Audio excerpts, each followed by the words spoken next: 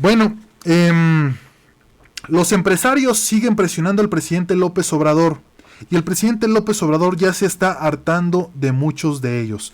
Recordemos que, como dice el libro de Anabel Hernández, muchos de los grandes empresarios en México están vinculados al crimen organizado.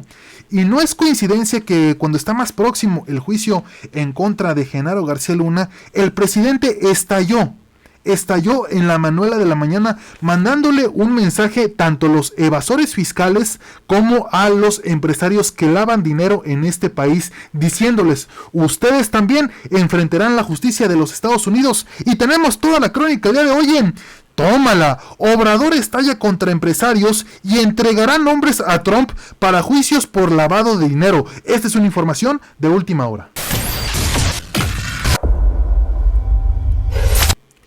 Y bienvenidos a esto que son los encabezados de última hora, las noticias y el análisis casi a diario. Y por su mamacita santa, compartan esta transmisión en vivo en sus grupos de Facebook y WhatsApp diciendo: yo me informo con los encabezados. Habiendo dicho esto, vámonos de nuevo a toda la información, a la pantalla de Pinolillo. El secreto rarámuri que da vida. Ponle pilas a tu vida, un excelente superalimento para que puedas tener energía y los mejores nutrientes. Los teléfonos están apareciendo en las pantallas, así como también sus redes sociales. Y es que, como dice este encabezado, confirmado, AMLO ofreció a Trump viajar a Estados Unidos en el inicio de su campaña. Esta alianza entre el presidente de México y Estados Unidos está cobrando cada vez más fuerza para que se logre su reelección. Este medio que vemos en la pantalla anticipó el inicio de gestiones meses atrás de que el diálogo entre estos presidentes había iniciado para que pudieran tener un pacto electoral. Y es que dice el presidente que lo llamó Donald Trump para responder la solicitud que se le había hecho sobre la adquisición de ventiladores y equipo médico para la terapia intensiva, lo cual ya sabemos que, en efecto, el presidente Donald Trump empezó a ayudar al presidente de México con todo esto. Sin embargo, Nancy Pelosi comenzó entonces a hablar de una suerte de acuerdo electoral entre López Obrador y Trump, un argumento que también empezó a utilizar entre los opositores de la Cuarta Transformación. La demócrata cree que desde México López Obrador podía intentar lavar la imagen del republicano entre los votantes mexicanos en Estados Unidos. Y si hablamos de lavado, recordemos que en México existen vínculos entre muchos empresarios y entre la delincuencia organizada, que entre unos y otros se apoyan para lavar dinero y ambas esferas salir beneficiadas. Y hoy el presidente, a través de Grupo Reforma, le preguntaron acerca de qué opina de que los empresarios no estén de acuerdo con sus acciones. Hoy el presidente López Obrador estalló contra estos hipócritas neoliberales y conservadores, que utilizando su posición se la pasan lavando dinero, y mandó un mensaje muy interesante de que, en efecto, seguramente estará entregando muchos de estos nombres a el presidente Donald Trump, lo cual también le va a servir como una victoria dentro de esta campaña electoral, ya que una vez que se den a conocer, podrían perseguir la misma suerte que Genaro García Luna dentro de los juzgados de Estados Unidos. ¿Y por qué lo decimos? Porque el presidente habló así de la justicia norteamericana y dejó entrever su desconfianza incluso ante la Suprema Corte de Justicia. Acompáñenme a la pantalla del Pinolillo y nos vamos a enterar de todo este chisme. Adelante, presidente. Buenos días, presidente.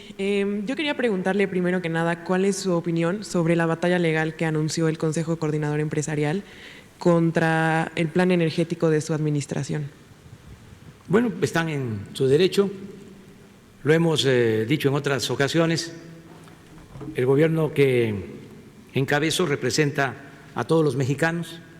Creo que ese es uno de los cambios sustanciales, de los más importantes, lo que distingue a la nueva etapa que se está viviendo en México en lo que tiene que ver con las actividades públicas. Ya hay una separación que no la había entre poder económico y poder político. Antes el poder económico dominaba y se atendía nada más el interés de los grupos de intereses creados, solo los hombres de negocios y no se atendía el interés del pueblo de México. Se decía inclusive que había que apoyar a los de arriba, porque si les iba bien a los de arriba, les iba a ir bien a los de abajo. Que si llovía fuerte arriba, goteaba abajo, como si la riqueza fuese permeable o contagiosa. Ahora ya no es así. Ahora se cumple con el mandato constitucional, con el artículo 25 de la Constitución, que establece que es el Estado el que debe conducir, planear, llevar a cabo las acciones del desarrollo de nuestro país. El Estado, que representa a todos los mexicanos, y los recursos ahora se están destinando abajo de la pirámide social. Y esto ya lo he explicado en un texto reciente, también ayuda a los de arriba. Antes se decía, desde hace muchos años, siglos, se decía, ¿qué haremos con los pobres? Ahora no es así. Ahora podríamos decir, ¿qué haremos con los ricos? Los pobres primero, sin que esto signifique abandonar a los que tienen más recursos económicos.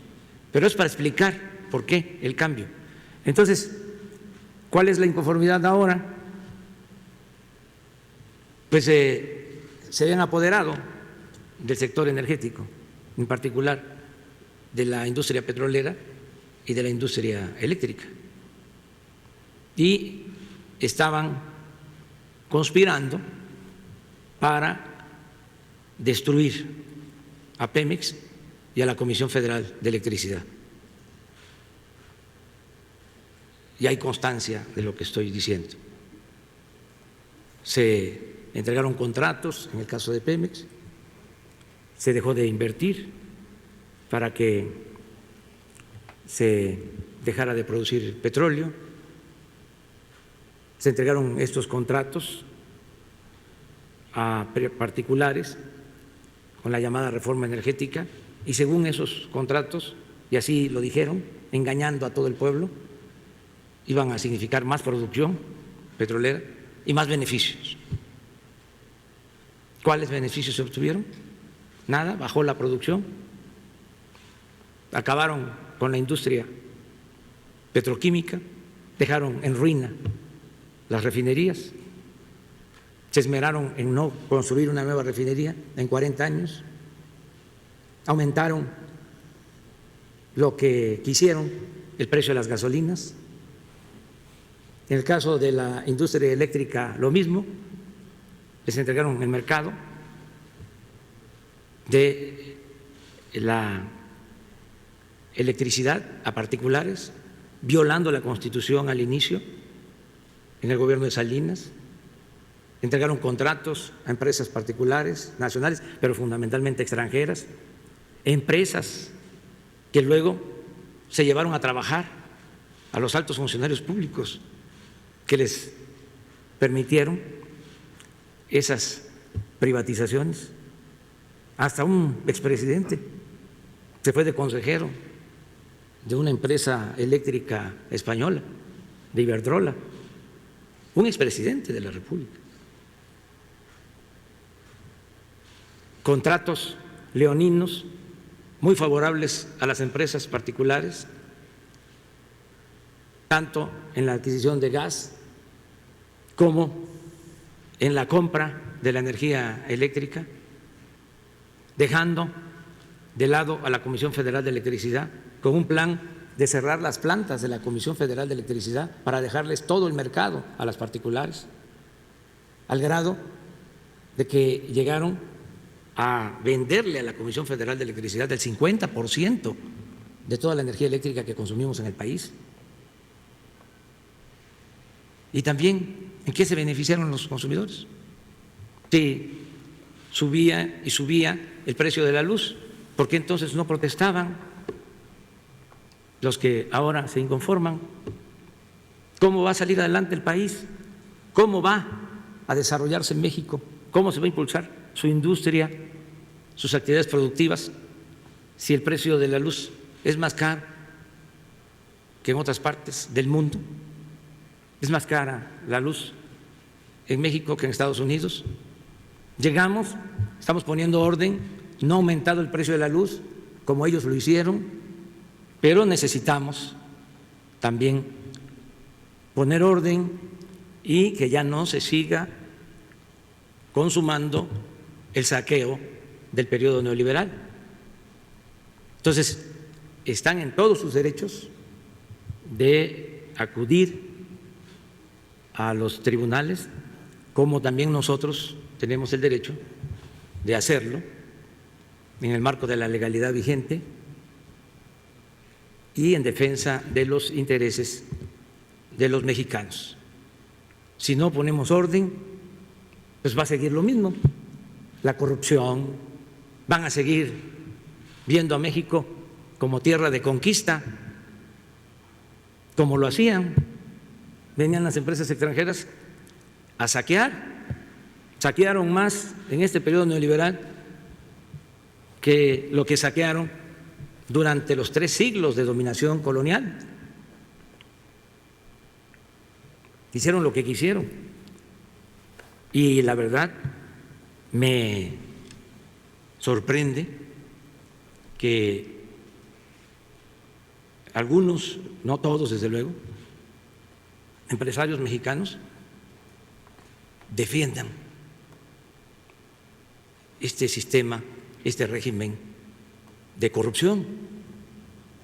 Si a todos nos conviene que haya honestidad. Están en una campaña estos privilegiados de desprestigio a nuestro gobierno, ya como no les da el desinformar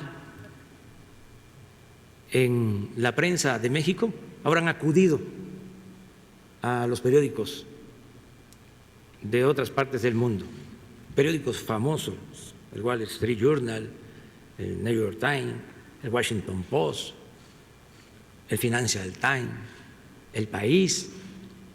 Pues, ¿cuál es la característica de estos periódicos? Hablando con franqueza, pues que están también tomados por las grandes corporaciones internacionales, económicas y financieras. Es una decadencia también expresada en los medios de comunicación del mundo, así como necesitamos revisar la política económica que se ha aplicado, el fracaso del modelo neoliberal y optar por algo del todo nuevo, ya no seguir con el mismo camino trillado de siempre. Así también hay que hacer una revisión profunda sobre el papel de los medios de información, sobre todo imprimirles, ese es mi punto de vista muy respetuoso, ética. Hace falta imperativo ético en el ejercicio del periodismo. Es muy lamentable que en Estados Unidos, que tenían históricamente desde la fundación de esa gran nación, con principios democráticos como los describe Tocqueville, habían 2 cimientos importantísimos. Uno era su poder judicial independiente. Lo siguen manteniendo. Incluso siguen hasta eligiendo a sus jueces. El pueblo elige a sus jueces. Y apego a la legalidad. No es casual que todos los opositores mexicanos en la historia decidían irse a Estados Unidos.